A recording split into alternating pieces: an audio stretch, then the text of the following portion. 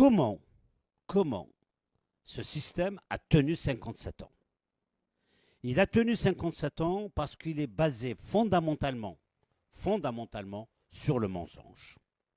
Depuis la première déclaration de Ben Bella, qui était censé être président de la République à l'époque, depuis le début, on a fonctionné, on a alimenté les cerveaux des Algériens avec le mensonge. On a commencé par le premier grand mensonge, c'est le nombre des martyrs. On a annoncé à la terre entière qu'il y a, pendant la guerre de libération, 1,5 million de shahids, de martyrs, etc. Ce qui est absolument ahurissant, surréaliste.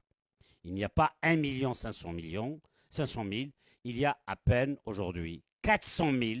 Tous les statisticiens, les historiens, les géographes, tout ce que vous voulez, nous amène au grand maximum 500 000. Mais disons pour être dans le vrai, 400 000, c'est déjà énorme. C'est déjà beaucoup pour un pays qui, n'oublions pas, à l'époque, faisait à peine 11 millions avec les Français. C'est déjà énorme, c'est déjà beaucoup. Maintenant, depuis, comment on a gouverné? On a falsifié l'histoire. L'État a fonctionné chaque jour sur le mensonge.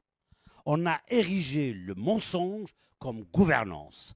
La gouvernance du mensonge, malheureusement, à force de se développer, de s'imposer au niveau de l'école, au niveau de l'histoire, au niveau de la mémoire, aujourd'hui, on se rend compte aussi que ce mensonge a touché même les citoyens. Même l'Algérien est devenu menteur. Surtout, pourquoi? Parce qu'on lui a mis dans la tête des mensonges et il passe son temps à répéter des mensonges. Il est incapable de prendre de la distance, etc. D'où donc cette deuxième indépendance, elle sera une indépendance de vérité, une indépendance, je dirais, de clarification, une indépendance de recherche de la vérité de l'histoire.